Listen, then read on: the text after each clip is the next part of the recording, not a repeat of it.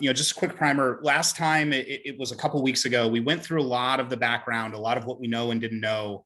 Things have been evolving very quickly. There's been a lot of changes in the past few weeks, and more information is coming out. We're seeing more of an impact around the board. It felt meaningful to pick up where we left off last time, cover some of that, but then build on all of the additional stuff that we're seeing. So I think with that, let's jump in. Let's do some quick intros. I'm Nick Stoltz. I'm the COO at Measured. Really happy that everyone is here. Let me introduce you to the panelists that we have. So I'll start with Ranjith Palangat. He's our director of product here at Measured. He's been here for not quite 3 years. He lives and breathes Facebook. He's the owner of our Facebook product. He has built a lot of the Facebook experimentation product that we have today. And frankly, over the past 3 years, he has run more active experiments in Facebook than probably just about anybody. Second, Jim Greco, our VP of customer success. He joined the team about 3 months ago, longtime category veteran of Nielsen, Oracle, great addition to the team. He has really dived in and been sorting through all of the noise and all of the information that is out there on this subject. So we're happy to have him here as an expert on what's going on across the industry with regards to iOS. And of course, last but not least, the co-founder and CTO at Measured, the architect of everything that we're doing here.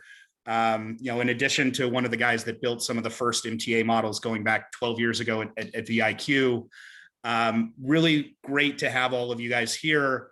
I'm going to hand off to Madan. He's going to lead the session here. I think in the interest of time and given how much stuff and interest we have here, let's jump right in. All right, perfect. Hey, Nick, thank you so much for the introduction. And all you folks, thanks for taking the time to be with us today. And this is the second episode of our update on iOS. Very quickly, this is the outline we're going to share, and we'll jump into the content right away. We'll start with an executive summary. Okay, we want to, if I know not everybody can stay for the whole hour, but if you want to walk away with a couple of things, we just want to make sure that goes up front, so you're walking away with insights we can put in practice right away. Then we'll cover all the new learnings since the last update. What have we learned since the last update? All the stuff we're observing across our clients, and we'll finally leave the recommendations. Okay. All right. With that, let's start with a rallying cry that, of course, somewhat self-serving for us to be saying, but it is something we live and breathe, and it's a religion that we practice on a regular daily basis. We all have to be testing all the time. The world is evolving rapidly, and for us to really have insights to make data-driven decisions in an informed scientific way, testing, experimentation is the path forward. So we always lead with always be experimenting. Now, as you sort of jump into this practice of experimentation testing, given all the stuff we've learned over the years, and also the new privacy-centric era that we are walking into, and I would say definitely the last 4 to 5 months has been that case, but also the last year has been very much the case. And if you look forward into the future, it's definitely looking like a privacy-centric era for marketing in general, but definitely for measurement, right? Now, in this new world we live in, we believe the one big takeaway we're walking away with here is that measurement anchored on first-party data is the durable, future-proof way or approach for measurement going forward, right? So if you want to kind of build your experimentation practice in-house inside your brand or your agency, what I would definitely recommend is that focus on first-party assets, which is your CRM data, your site visitor data, and the geo experimentation that can be anchored on your transaction data. Those are the data sets that can absolutely support long-term durable experimentation, and you want to really sort of focus on building a practice area around that. So all of these iOS changes can be managed and mitigated in a way that it does not disrupt your practice entirely. Okay, so just very quickly, what kind of, this is not necessarily a comprehensive view of what tactics can be tested using geo versus retargeting versus CRM DOE, but gives you a sense for how you might want to think about the world so that you can build an experimentation practice in-house in a way that's durable. Okay, with that, let's jump into the takeaways. Okay, here is my video here, but okay, quick takeaways here. If you want to walk away, there are a couple of slides. This one and the next one, I would say, are the most important. One, I'm sure all of you are observing this in your own sort of vantage point. iOS 14.5 adoption is picking up rapidly, And therefore, what is happening on the other side of that as an impact or the consequence of that is that Facebook's last touch attributed numbers, both across web and app, are beginning to drop. I'm sure you're seeing this in your own sort of ad accounts and vantage points. It's happening. It's now happening at pace. What we're expecting to see, is finally beginning to see it.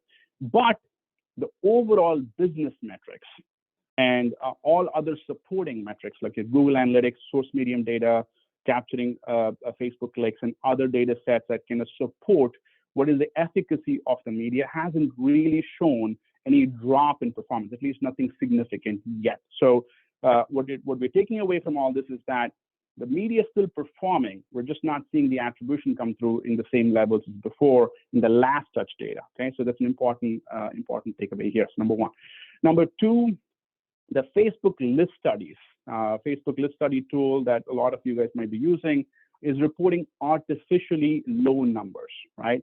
And it's happening across the board, across most clients. We're seeing low numbers, and we've kind of and the geo experimentation results are coming well above that for many clients. So, but the relative measurement seems to be okay. The prospecting versus retargeting is still, so the relative comparisons are still holding up, but the absolute measurement for Facebook lift is definitely underreporting the lift of the Facebook media. Number one. So we're advising all our clients to take a geo approach for measurement, a geo match market approach for measurement, and a lot of our clients have already kicked off measurement geo with us. But that is, if you're not a client, definitely that's a recommended approach for you to be in market with. Okay.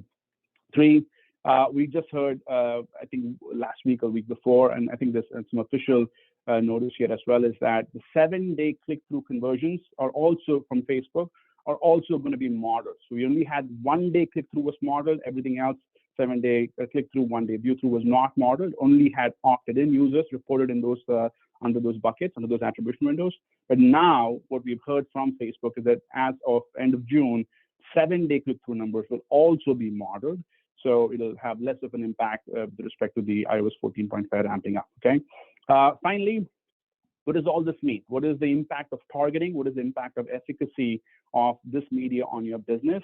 3 different buckets here. Retargeting, still haven't seen any major shifts in incremental impact. We've been looking at doing analysis across our portfolio of 60 clients and seeing if we are seeing major impacts on retargeting. The actual incremental impact is not really showing a big movement yet, number one.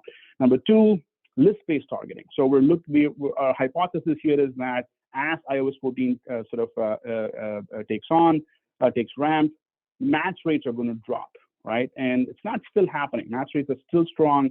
I saw a study yesterday that had a 70% match rate.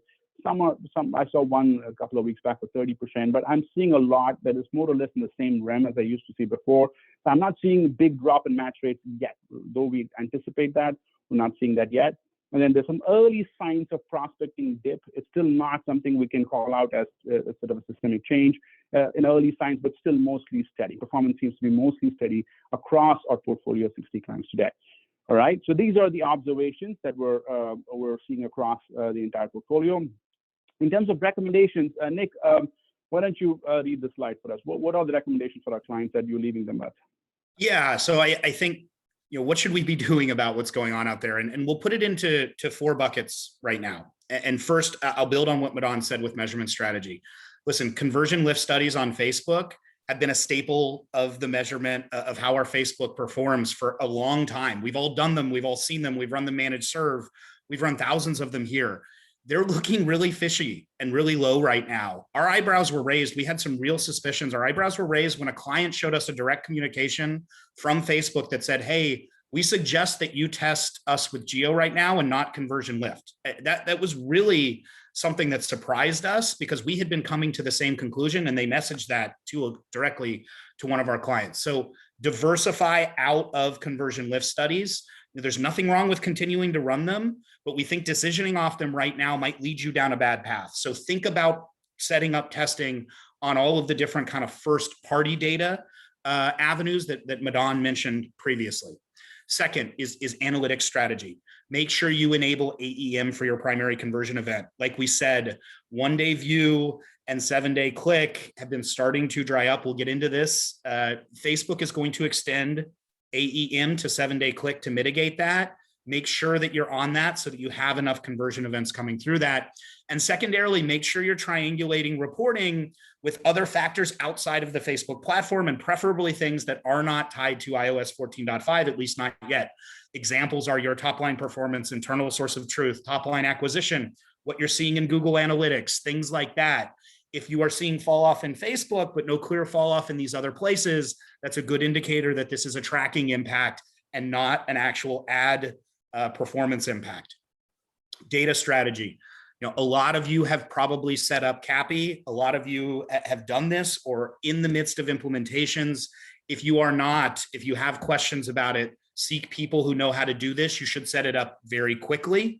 This is going to be a way to future-proof yourself against a lot of these changes that are coming. The second one, and this is a little bit of a loophole, and it's a one that we are exploring with clients. There is an offline conversions event API that a lot of people use who have online and offline conversions. You upload things that come from, say, owned retail, and Facebook matches those back. This is excluded from iOS 14.5 limitations. Frankly, what conversion events you upload is completely up to you. It is technically an offline conversions event upload, but you can use this for any conversion event upload type in a way that will be trackable and in a way that you can potentially run conversion lift studies outside of iOS 14.5 impacts. So look into that. If you are not using that offline conversion event function, look into setting that up.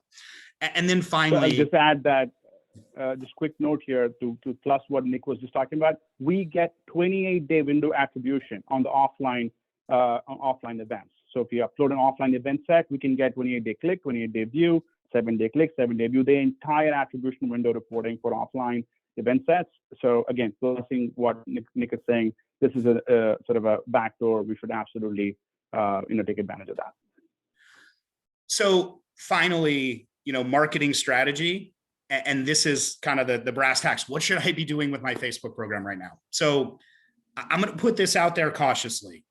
We, broadly speaking, and we work with well over 60 clients, broadly speaking, we are not seeing major increases or dips in performance, okay? We have not seen broad dips in performance. We would not recommend right now major scale ups or major scale downs until you have proof from testing that you're seeing low incrementality that's not coming from conversion lift studies, okay? There are a couple areas, and again, these are not systemic, but there are a couple areas where people are seeing troubling things. The first, there are, and again, it's not consistent, but there are a few people that are seeing high CPMs. If you are seeing very, very high CPMs, you might want to think about a reach-based strategy. Switching to an awareness campaign that is reach optimized will have a drastically lower effect on your CPMs. It's a little bit of a flood the zone strategy, but if you're seeing real challenges there, think about a reach optimization. I would say the second one that they're seeing, and again, these may be related, for folks that have more growing and nascent Facebook programs, for brands that do not spend $20 million a year on Facebook, some of them are having trouble scaling the program because of the lack of volume of conversion events, right? So you see a major dip in 1-day view, 7-day click. You don't have a ton of conversion events to optimize on. This can hurt the algo. It can really hurt your chances to scale. If you are seeing that, we strongly recommend that you explore moving up the funnel from optimization. We don't suggest that you go all the way to landing page view. That can produce some very non-incremental results. But if there is something like add to cart, if there is something like lead collection, something between purchase and LP optimization that gives you a higher volume to optimize to, we would recommend it because low volumes can be severely limiting for scale with the algo. And just, we'll come back to this. I want to kick this off and just kind of touching on some of the recos we've made here.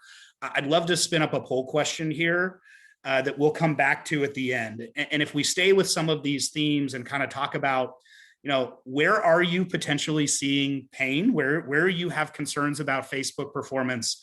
I've touched on a number of the themes that we've said here. And I've also kind of put, we're not seeing much here at all. We'd love to kind of come back to this with our, roughly 50 plus attendees and kind of talk about it a little later. Yeah. So I'll just add one more sort of meta comment here to all the recommendations that Nick just walked through, is that this is just the second or the first or second wave of privacy changes that we're about to see. We're seeing right now. There is Android impact right behind this. There is the third-party cookie deprecation that is next year.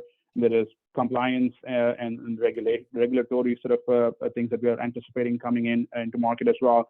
So there are going to be waves of disruption coming.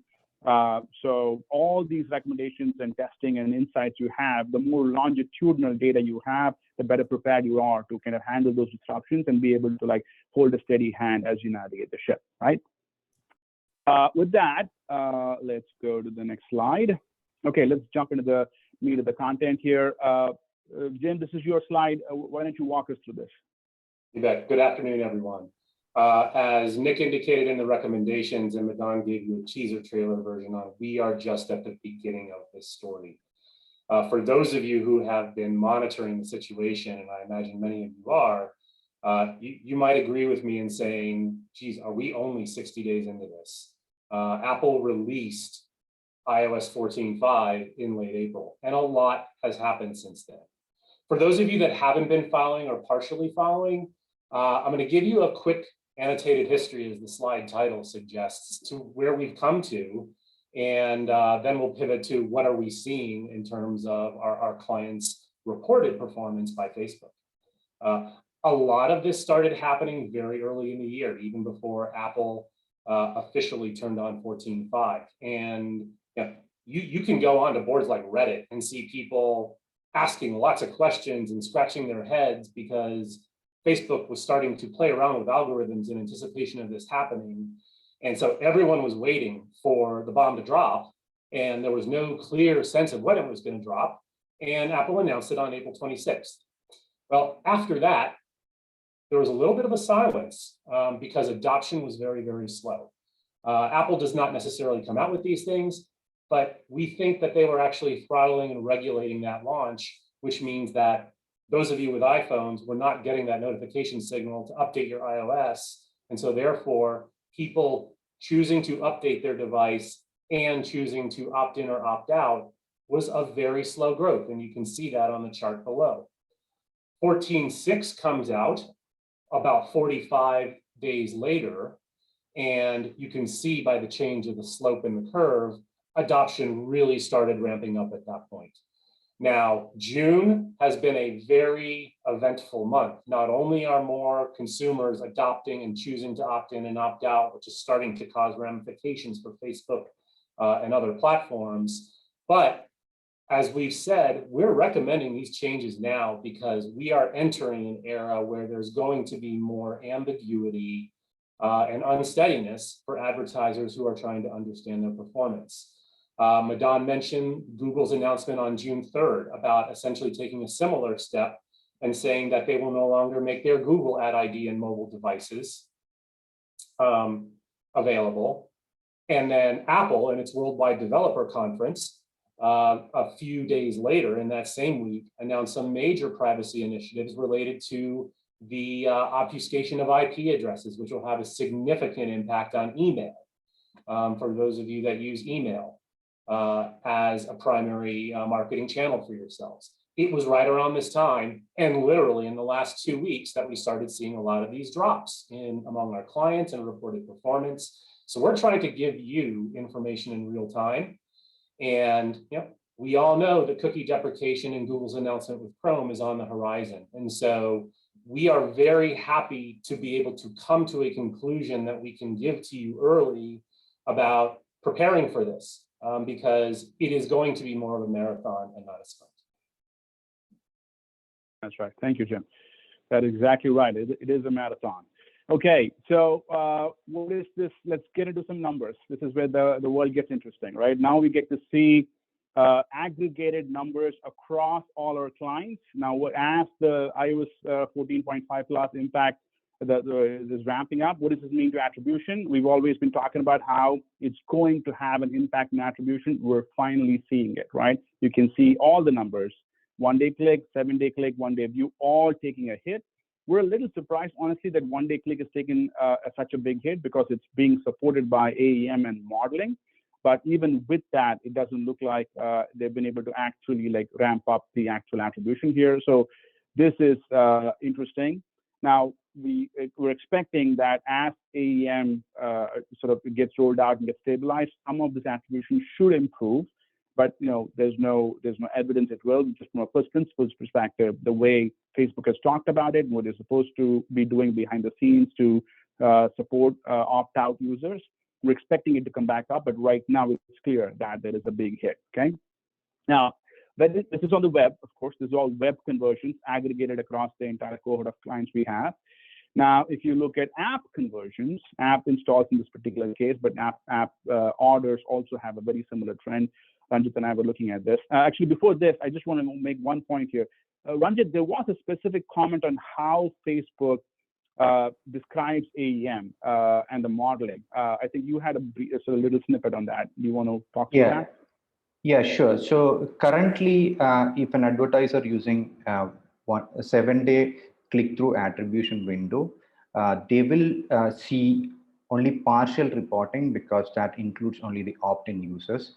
But with the proposed change that is going to be available on June 30th, the 7-day attribution window will also be modeled based on the rolled up aggregated AEM reported data and some other signals, some other data sources, which will account for the drop or the leakages that we are seeing with respect to the opt-out users. Yeah. Okay. Again, there is no documented sort of documentation around this, but I'm assuming this is how we're interpreting the documentation, which is the actual support is a roll up on AEM plus some modeling to kind of shore up the attribution is kind of how we understand. Is that a fair way to describe it, Ranjit? Yep, that's right. All right. Okay. So I thought it would be worth sharing that. Okay. Now, very similar impact on app as well. App installs are also dropping. Now, what is interesting here is that in the last update, we had sort of hypothesized that scan might shore up the attribution on the app side, as iOS 14.5 ramps up and opted out users get out of the attribution pool. Now, scan might come in and sort of fill the gap here. It's not filling the gap, is what we're seeing here. Of course, this is a very small scan. The actual number of scan installs are still very small compared to the total number of attributed installs reported by Facebook. But what is now more or less kind of beginning to settle, at least early signs, is that scan is not going to make up for the lost attribution directly on the Facebook SDK. Okay, so it's going to settle down into lower baselines. So we all have to accept that. Now, when you look at both of these together, both the web and the app side, the question is, okay, what is the impact on the business? Okay, what is the actual impact on the business? Now, if you look at this for a second, this is the web conversions. It's kind of steady. We're not seeing a big impact on the business itself. And the app conversions, you can kind of see a little dip over here. This is iOS plus Android. But if you look at iOS only, we're not really seeing an impact here. Okay, it looks like the business impact is still not being felt. The incremental impact is not being felt, is what I'd say. Nick, do you have a POV on this? Yeah, this is interesting. And maybe this is where we can kind of bring up the poll question results. And I'll talk a little through what I'm seeing out there. Like I mentioned, we work with 60 plus clients across a number of industries. There is no systemic drop in top line performance. I'll give some examples. We work with a lot of fashion brands. They're all doing quite well year to date. We also work with a number of health and wellness brands. They're having a soft year, but that's compared to 2020, where those brands were frankly on fire because of all the COVID restrictions and things like that. So if you look at top line sales performance, there is no evidence of a systemic drop in user acquisition. I mean, given how much all of our brands, the one common thing is they really rely on Facebook for acquisition. There's no systemic drop in performance that would suggest that top line is suffering. Okay. So, I think there's probably a couple places we can talk about, and maybe one clear place. I think brands that are growing, are trying to get their programs off the ground, are trying to scale. I think the drop in conversions is really hurting them because the algo relies on that. Building scale on Facebook is about getting a volume of conversions in and continuing to optimize and continue to optimize. I'd say that's the one clear thing that I'm seeing, is that brands that are really trying to grow their program are suffering from this sort of drop in ads manager conversion reporting, and it's hurting the algo. Other brands that already have a pretty high volume sustained Facebook program, they're seeing ads manager conversion reporting drop. It's troubling, but so far it's not flowing through to the bottom line. It's something we really need to keep an eye on, but so far that impact seems smaller. And I would generally say that if we kind of look at the poll results, it probably reflects what I'm saying, right? Almost 40% of people are saying it's this drop in conversion reporting. It's giving me it's really unsettling. You combine that with the 23% that say, hey, I'm seeing no impact so far. That's almost 60% of folks. The 20% that are saying a drop in top line performance, again, I think that's probably accurate, but that's probably the 20% of businesses and industries that are probably going through challenges outside of maybe Facebook performance or again, the category where it's tough right now, which is scale.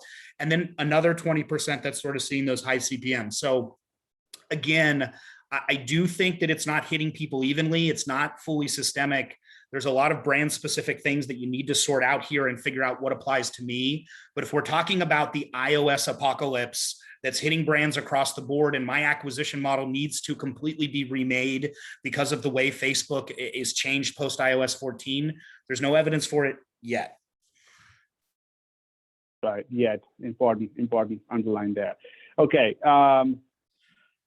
All right, so, okay, now more evidence of that, right? Sort of like a different flip of the coin here, which is list studies. When we looked at list studies across all the clients now, majority of our clients, we run list studies in an automated, always on fashion for our clients. When we aggregate the results across all our clients, these are pretty low results. I mean, this is aggregated across just a short period of time, but when we look at it, these numbers are much higher when we ran it before. So the baselines definitely dropped much lower than what we've seen before.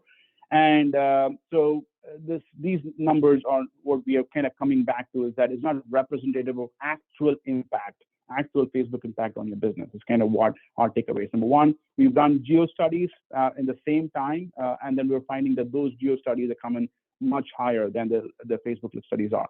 And Facebook, as Nick was pointing out, themselves are recommending you run geo tests, geo experiments, as opposed to Facebook list studies for understanding absolute impact of the program. But the relative impact seems to still be okay. This is prospecting, this is retargeting. We're finding that the relative impact is maintained. When we've seen studies before, on the list studies before, retargeting versus prospecting, I mean, we can kind of see how the relative ratios are still being maintained. So it's still worth running it from the idea of understanding relative impact, but understanding absolute impact, you still have to go back to running geo experiments, okay? This is an important takeaway here from an experimentation strategy perspective. You have to going back and figuring out what you want to do. Important data point for you to use in shaping strategy on your side. Retargeting. So again, one of the anticipated impacts, at least, is that as the opt-out signals sort of pile on, more and more audiences are going to come out of the retargeting pool because they're basically raised their hands and said, I'm opting out out of tracking and targeting. So we're expecting retargeting productivity contribution to drop, but it still hasn't happened. Sadly, fairly steady. So you can see here, this is iOS 14.5, this line over here. We're not really seeing clients take a hit with retargeting with respect to 14.5. When 14 released, I want to say, I think it was late June, if my memory serves me right. You can see some clients sort of saw a drop here. When iOS 14, I think that's when they rolled out LAT or ATT, where you could choose to kind of opt out of tracking. I mean, there was an opt-in or an opt-out, but some of the clients clearly had impact. I mean, we're hypothesizing that this is iOS 14 at this point. We didn't test for that at that point, but a lot of clients did. You see these clients, no impact here, no impact here, no impact. We had a cohort of clients that saw no impact on iOS 14, others who did. But 14.5, we're not really seeing any major impact on retargeting yet. Okay, all right. So that covers our data. Let's go back to recommendations. The same recommendations. Nick, what's your final takeaway point here? How would you editorialize? Yeah, I think we hit on a lot of this, but let me give a great example from a brand that they were working with. They run a ton of conversion lift studies with their Facebook partner. managed serve, even though we work with them to do a lot of experimentation elsewhere. They saw some shockingly low conversion lift studies, and they mapped that back against new customer acquisition and just said, this can't possibly make sense. We're going to hold the course. We're still hitting our customer acquisition numbers. That would be impossible if Facebook stopped working, right? I mean, this is one example. Another brand that I work with is really working to get their Facebook program off the ground and really kind of scale it, from $10,000 a week up until trying to get it into a multi-million-dollar kind of Facebook program. And they're really struggling with volumes, right? And they're really having a problem growing that program. So I think the pain isn't the same all over the place. And certainly top line performance consistently doesn't seem to be struggling.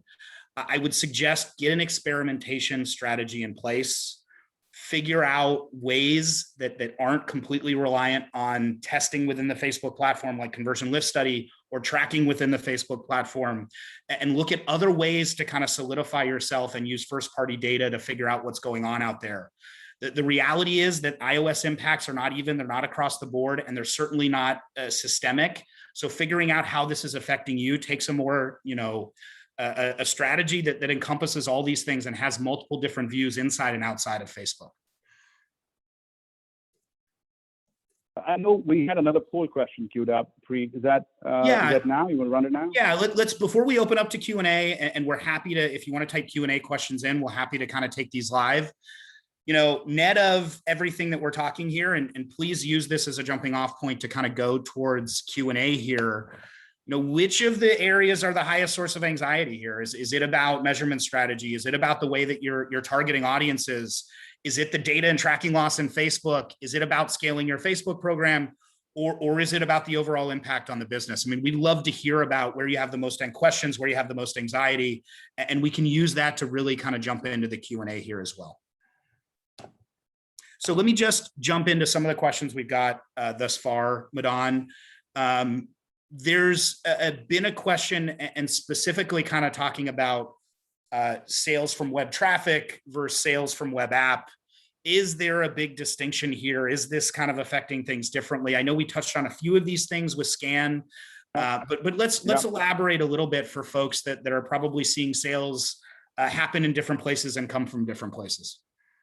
Yeah, it's a great question. So this goes back to the targeting efficiency point. We covered this in the last update a little bit.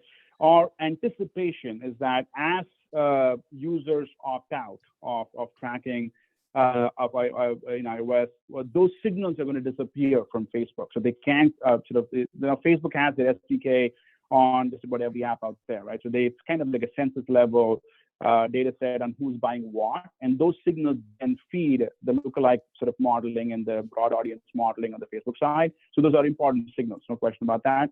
Now, how much do those signals impact targeting itself? Because they also have a bunch of other data around consumers as well on the website, on the app side, all over the place. So the question is, we are anticipating impact to prospecting, the broad and the lookalike audiences and whatnot. Exactly how much is TBD. We're anticipating more impact on the app side because obviously for all the reasons, the signals that are attached to the app, less from the website. Exactly how much, my guess is as good as yours. Nick, I think you had some guidance on that as to how much impact you're anticipating. Is there a way you would answer that? Yeah, it's tough to say. I mean, a lot of what I'm seeing are estimates right now. So yeah, we can play the guessing game. I've heard estimates in the 15 to 20% range, but frankly, those are back of the envelope estimates. I mean, the reality is that this sort of, and I think this pegs into a question that we're getting, right? It's like, hey, why should I test now? Things could be very different in 3 months. I think that's actually a great reason to test, right? I think that there is a reasonable assumption that this is a moving target, right? So having testing out there and being able to kind of watch the target move because you have concurrent testing, because you are looking at this in multiple ways, because you are mixing point in time studies with an ongoing week to week time series estimate of things like GA and top line performance or MMM analysis or all the different things that you can do out there. That's why I think this is so important. If you wait for 3 months for things to stabilize and you do a measurement in 3 months, listen, I think that's well and good. I think the measurement in 3 months may be more indicative of what the future actually holds. but frankly, it won't give you any insight into what is going on in between, right? And more information is better. More information is always better. We don't have to act on every piece of information we have. We can treat this like a real option, if you will. But every decision point that you make, whether it's to do nothing, to make decisive moves to your Facebook program, to increase, to decrease, the more information you have to do that, or to wait another week, or to wait another month, frankly, the better off you will be. Jim, let me ask you a question that's coming from the audience. And listen, I'm going to put you on the spot because this is a tough one. How are opt-in rates tracking relative to the all-knowing expectations and what people expected to happen? Yeah, Nick. So I saw that question as well. And I want to caution everyone, if you are reading industry media stories and you're seeing doomsayer opt-in rates, apocalyptic type news, be very, very skeptical. When iOS 14.5 first rolled out, there were many different estimates of varying levels that had different calculations against them, which in my opinion, caused a lot of confusion in the industry. If you think about it, for those of you with iPhones and might be seeing these prompts now, you're actually asked to opt in or opt out on a session by session basis. So if I log into Facebook 10 times a week, it's going to ask me 10 times. I may or may not opt in or opt out the same way all 10 times. In addition, for those of you who are more advanced users, you might go into the privacy settings on your phone and hit what I like to call the master kill switch and say, I don't want any app sharing it to me. And then on top of that, Apple just said they started enforcing this. There are app publishers who have not even updated their app on iOS to actually even display the prompt. So there's a large percentage of people out there who are still unclassified and haven't even had the opportunity. And so this is messing with all the percentages depending on how you calculate it. If you're taking a measurement approach, I think Nick's guidance is spot on in terms of like, you got to expect probably some time for it to work itself out. If you're monitoring opt-in rates, I would say, look for a phrase called effective opt-in rate if you're looking at some trusted industry media sources, because it's attempting to capture all of this stuff.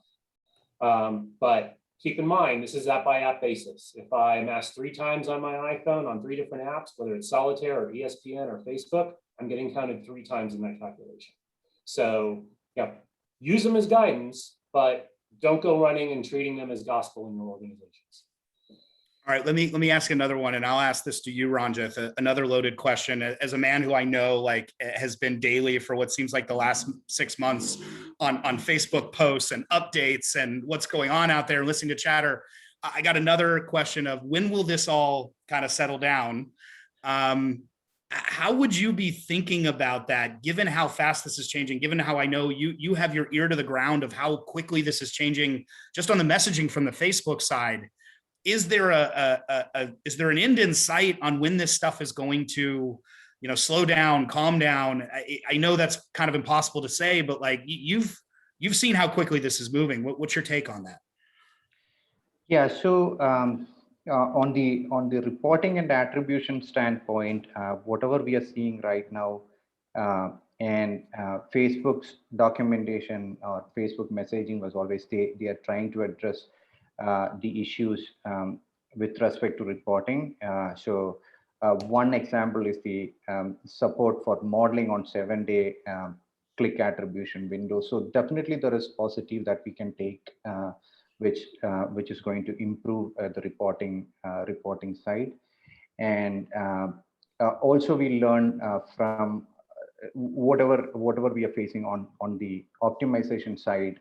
For example, if the number of conversions are low, so you cannot optimize for that conversion events, picking mid-funnel events like add to cart or anything or lead event, something like that for optimization could improve this. So so it's more about learning from what we have, and definitely there is going to be improvements on the platform side that's going to help navigate through this phase.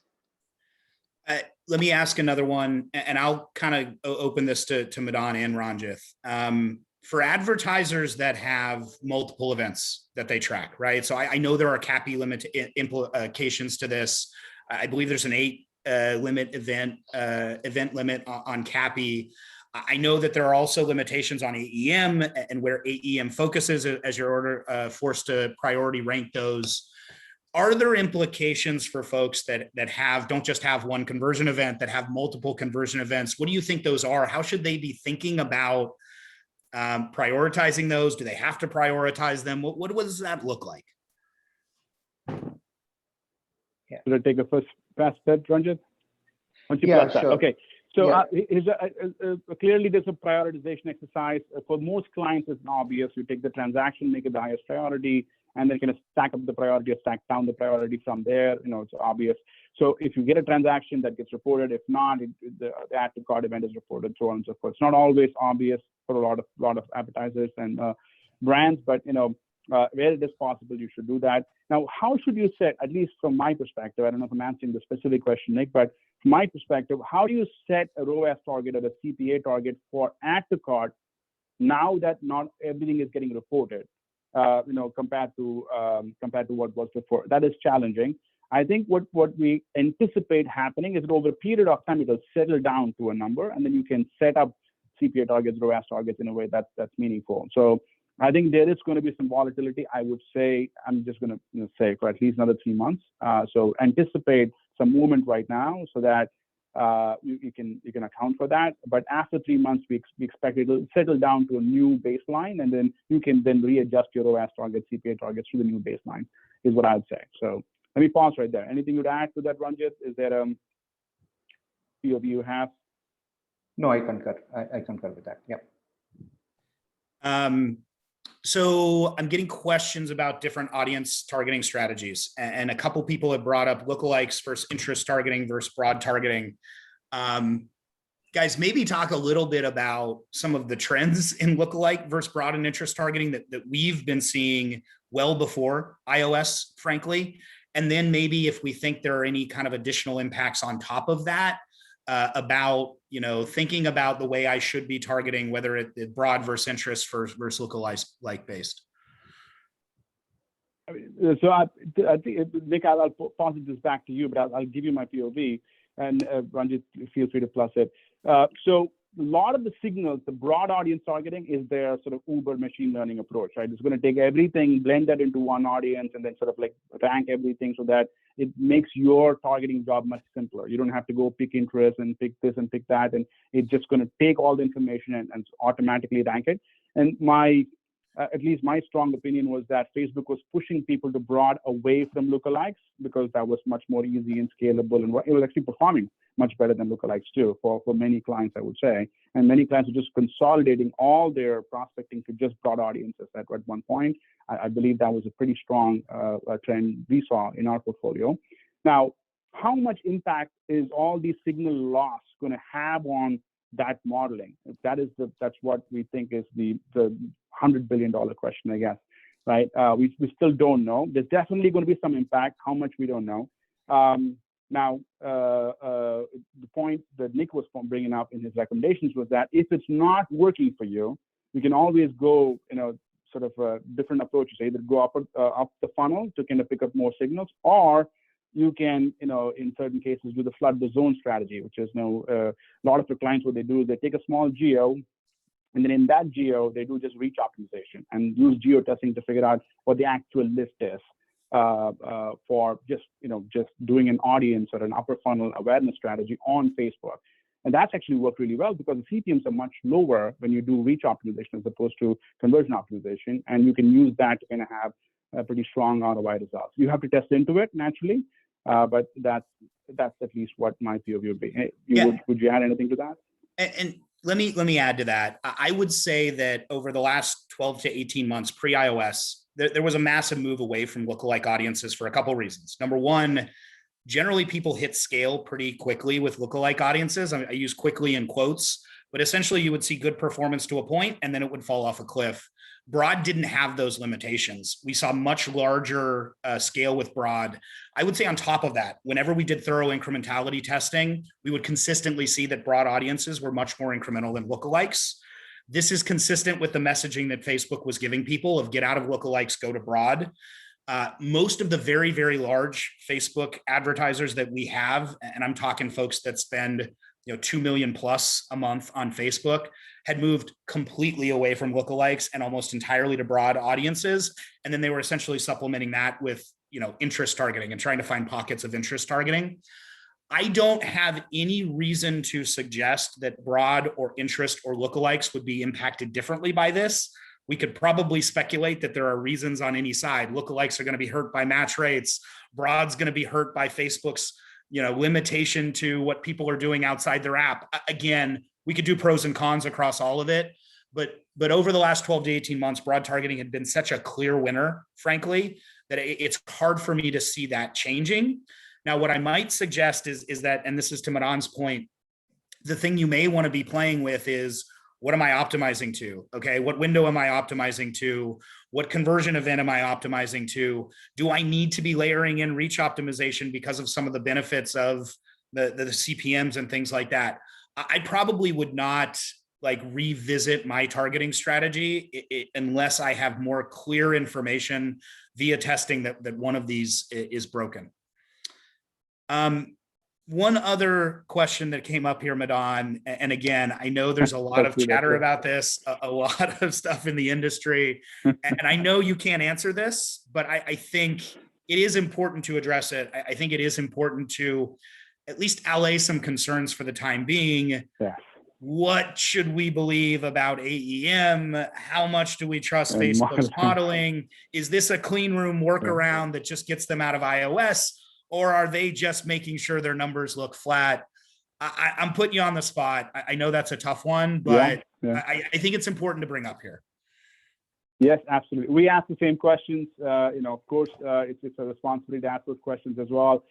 Every time we don't see the numbers dropping, we would always scratch our heads and how come it's not dropping? Is it the modeling that's just holding it up? Is it just some fudging numbers? But the more and more we talk to Facebook, it feels like there's no clear documentation. It's only an opinion. To be upfront about it, is that there are two pieces to what they call modeling. Okay, this is my personal interpretation. One is the AEM, which is all it's doing is it's taking the opt-out users on the website and then rolling it up. It's still doing attribution, just rolling it up. And then on the other side, they're also seeing a bunch of signals just disappear. So they're just taking for the missing signals, they are essentially peanut buttering that with some modeling, some statistical modeling for the signal loss, so to speak, right? So I feel from where I stand right now, AEM should take the bulk of the signals that we are losing in attribution and show it up, and then modeling comes in and puts a little bit of caulking around that, is what I assume.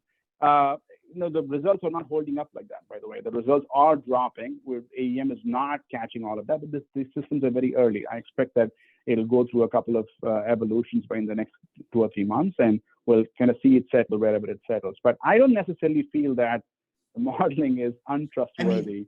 Madan, everything I'm getting about it, I don't know. Let's take a counterpoint here, right? If I go pre iOS 14 and I go pre AEM, and I looked at a campaign against a CRM campaign against my personal house file list versus a prospecting campaign, and I looked at 7-day click, 7-day view for both of those things did not have equivalent value because they have very different incrementalities, right? The prospecting program probably has an incrementality 4 or 5 times higher. I simply cannot value the 7-day click that I see coming from a CRM campaign the same way I value a 7-day click from a prospecting campaign. I would look at AEM the same way, right? Don't trust, validate, okay? What we do, if we validate, if we test, if we have ways to independently measure how incremental those are, then essentially we're taking out the BS. We're taking out the superfluous conversions. We're taking out the non-incremental conversions.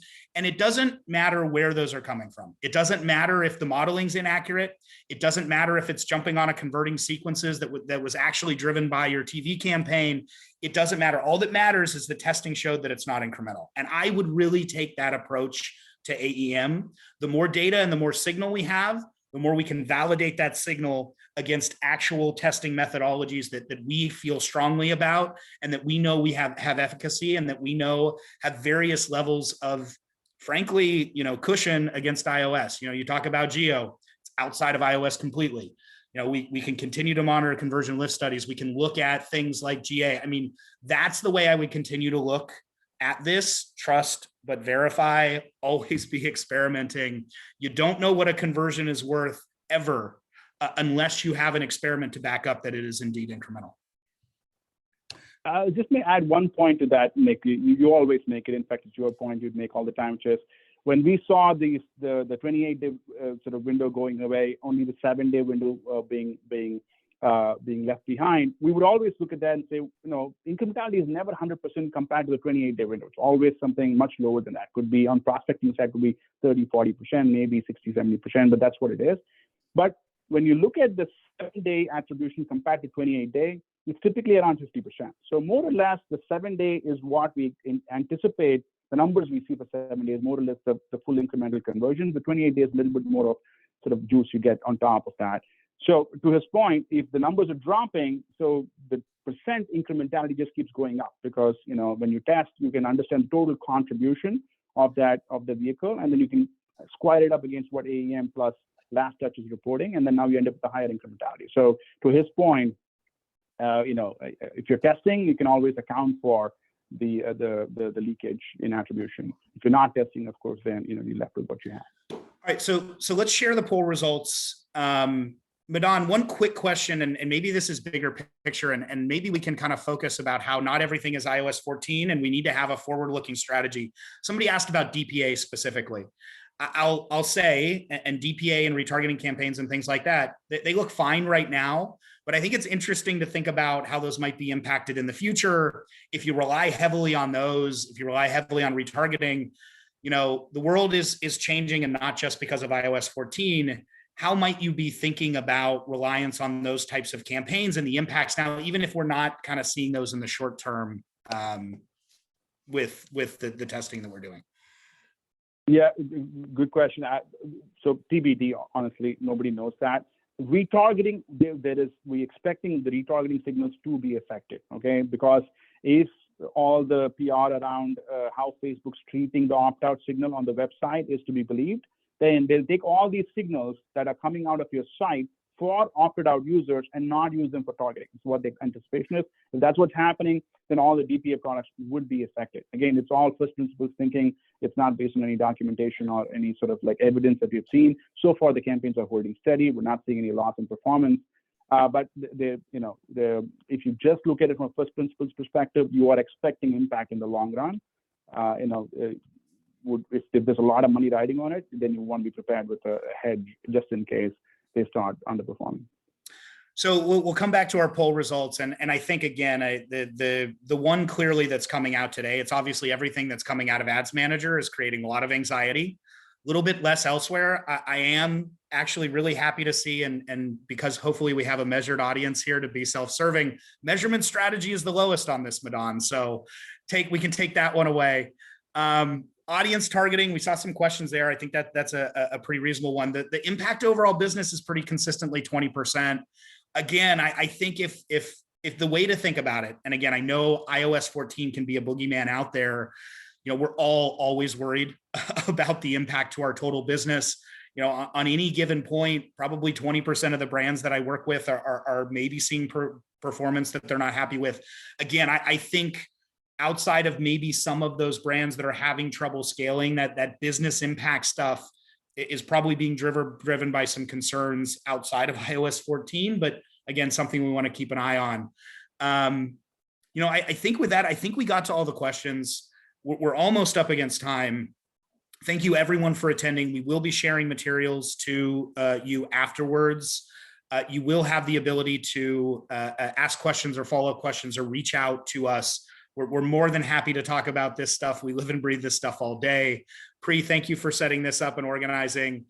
Madan, Jim, Ranja, thank you for all the wonderful insights. Guys, just a quick PSA. If there is a reason to do another one of these in 2 weeks, we will absolutely do it. We have our ear to the ground on this. We're living and breathing this. We're in the weeds with a whole lot of brands who have big Facebook programs. If there's another one to do this, keep an eye on your inboxes. We will have another one of these. Thank you, everybody. Thanks for the time. Thank you, everyone. And appreciate the time. Thank you so much, all.